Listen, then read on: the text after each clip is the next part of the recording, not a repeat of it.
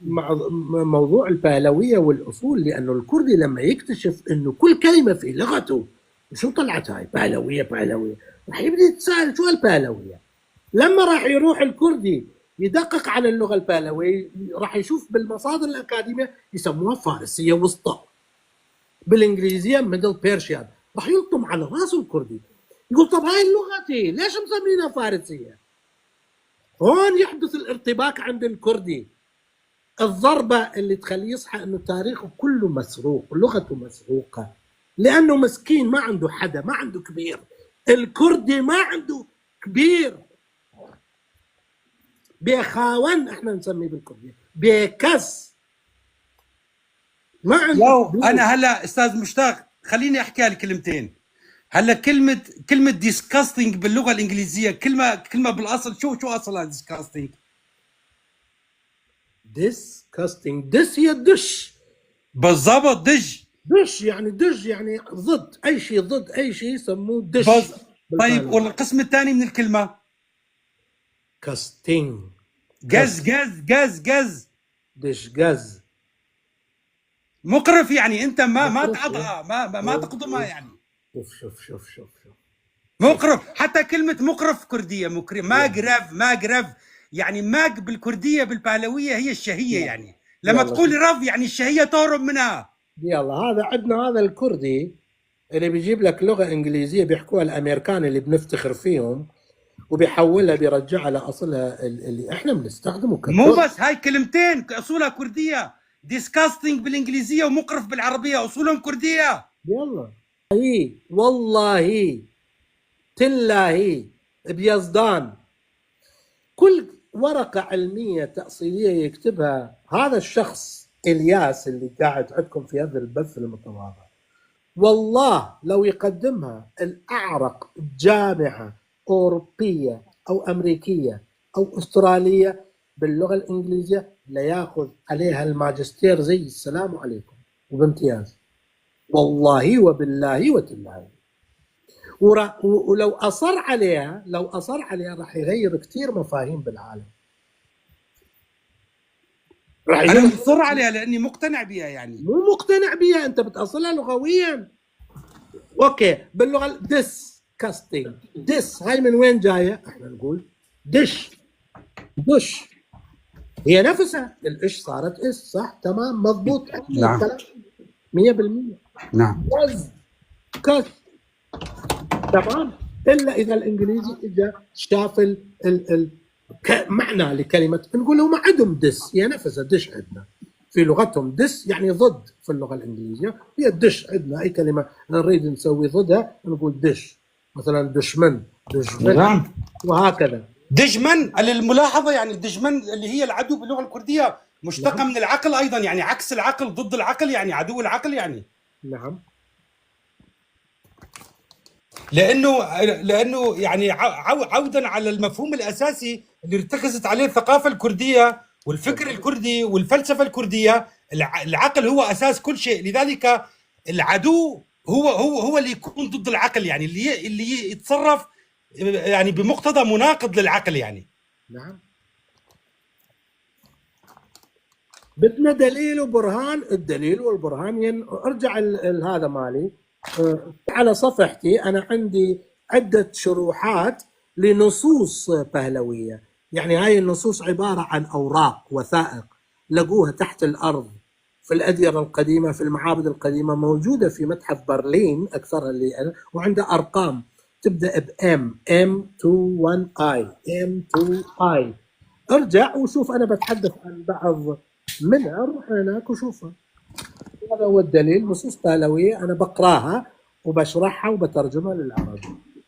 ايه لا حقك، انا بدي اياكم تراجعوا ورانا، انا والياس ناس اكاديميين ما بنقول كلمه هيك. الكلمات اللي نذكرها موجوده في قاموسين، واحد منهم اسمه قاموس ماكنزي يسموه، والثاني اسمه القاموس الجامع للغه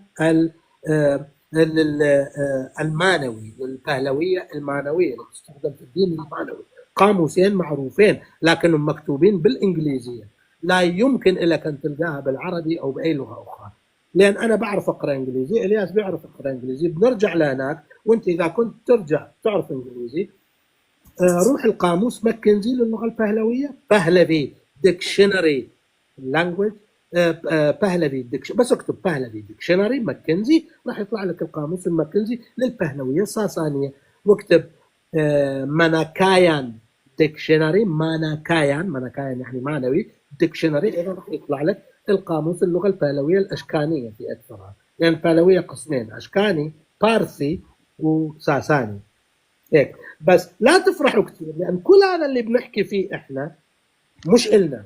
في العالم بيقولوا هذا الفرس مو إلكم، والفرس بيقولوا هذا إلنا مو إلكم. فعاد دبروا حالكم والله ياكم. هذا التراث مسروق منا، ماخذينه منا، وهاي مشكلتنا لازم نحلها. كيف نحلها؟ إذا ما في كردي يعرف بهلوي، إذا ما في كردي يعرف أفستائي، إذا ما في كردي، لما الكردي بيجي يحكي لنا عن تاريخنا بياخذوه من وجهة نظر الآخرين. إيش كتب سترابون، وإيش كتب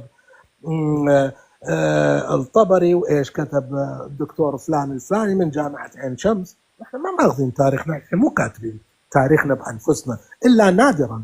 شخصين في التاريخ الكردي، اثنين كتبوا عن تاريخ الكرد بتواضع.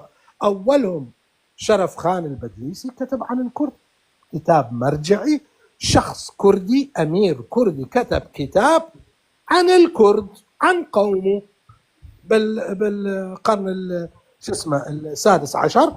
والثاني سوى بحث، وهو محمد أمين زكي بك، وزير المعارف الكردي في مملكة العراق، في المملكة العراقية في الثلاثينات، اسمه تاريخ الكرد وكردستان. غير هالكتابين المرجعيين يا كردي ما في حدا كتب تاريخ الكرد، ما في، لا يوجد. تاريخنا كله احنا ماخذينه عن الآخرين الا الساسانيين اللي عم تحكي عنهم. إيه؟ الساسانيين كتبوا يعني بس مو موجود، يعني مو متناول الايدي. هذا يعني ما متناول الايدي، لانه لا يوجد كتاب مثلا كان غير دشيري بابكان موجود النص البهلوي، وموجود الترجمه الانجليزيه والترجمه الفارسيه. هل في شيء كردي عن تاريخ اردشيري بابكان؟ لما يروح ساسان كان مع الاكراد مكتوب فيه، ولما راح حارب الميديين الكرد، وهي اول كتاب في التاريخ يربط ربط مباشره بين الميديين وبين الكرد، يسمي الكرد بالميديين مرة ويسمي الميديين بالكرد مرة. ولما راح سوى حلف مع ملك كردي في منطقة سيارزور، مملكة سيارزور اللي سياسة نقول شهرزور، سيارزور باللغة البهلوية سيا يعني أسود، الكردية كمان نقول سيا. الرزور من كلمة رز يعني غابة، الغابة المصفوفة، الغابة السوداء. شهرزور أو شهرزور هي سيارزور باللغة البهلوية، وكانت مملكة وراح عليها أردشير بابكان يتحالف مع الملك تبعها. هذا مكتوب في كتاب كان مغي أردشيري بابكان. هذا الكتاب غير متوفر إلا باللغة الإنجليزية اللي أي كردي بده يفهمها، وبالفارسية اللي مع العلم الفارس بالنسخة الفارسية من الترجمة شايلين منها، أقسم بالله شايلين منها إنه ساسان كان مع الأكراد. قارئة أنا كلمة شايلين الكلمة. فهذا تاريخكم والله ولغتكم، وانتم أحرار. زي ما تهتموا بشراء البيوت والسيارات والشركات والما بعد والخيار والبندورة والبدكم تاكلوا، لا كمان شوية اهتموا بتاريخكم، شوية تاريخكم. عيب بس كافي، استحوا. سنة 2025 لا بتعرفوا تاريخكم، لا بتعرفوا لغتكم من وين جاية، شو تأصيله. كتاب واحد بدي أقرأ كتاب كردي واحد عن تاريخ اللغة الكردية. قاموس ما عندكم، في قاموس اللغة الكردية كربانجي سوراني، وين شو القاموس اللي اللغتين؟ في حدا شعب في العالم عنده قاموس كربانجي وقاموس سوراني؟ وين قاموس الكردية؟ ما عندنا اللغة الكردية قياسية ستاندرد، لأنه ما بتعرفوا تاريخكم. إنه كانت عندكم أعمال لغة قديمة مكتوب فيها كتب قبل 1500 و2000 سنة، كتب بالعشرات. ما بتعرفوا، ما بتقدروا تتخيلوا شوية في حجرة في مخكم إنه عمي أنتوا قبل الإسلام شو كنتوا؟ طيب تعال يا كردي، تعال يا علي كولو، تعال يا الياس، جدك الرقميه اللي قبل لا يجي العرب انت شو كان دينه؟ الكردي ما بيعرف يجاوب على السؤال. هبل، هذا اسمه هبل.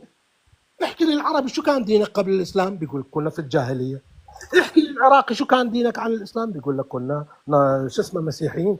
احكي للسوري شو كانوا كنا من الكنيسه السريانيه. الا الكردي الهبل قول لك شو كنت؟ جدك انت مش جاي من ظهر جد عن جد.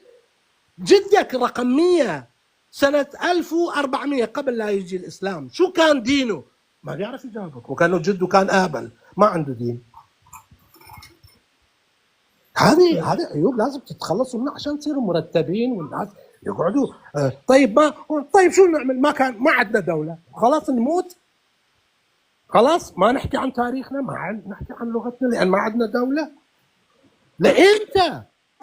ارقص يا عمي، روح اطلع على التيك توك ارقص، قول انا سمكه ما عندي مانع، افرح، العب، اعشق، اشرب، بدك تصلي، روح للحج. كل هذا ما له علاقه بتاريخك كشخص كفرد. لما تساله انت شو بيقول لك انا كردي. طيب بتجيب شرفك، بتجيب تاريخك كله من الناس المحيطين وانت ما بتعرف تستقرأ تاريخك من هاي الكتب المكتوبه بلغتك القديمه البهلويه اللي هيني انا وكولو والياس اثبتنا كل كلمه منها هي كرديه.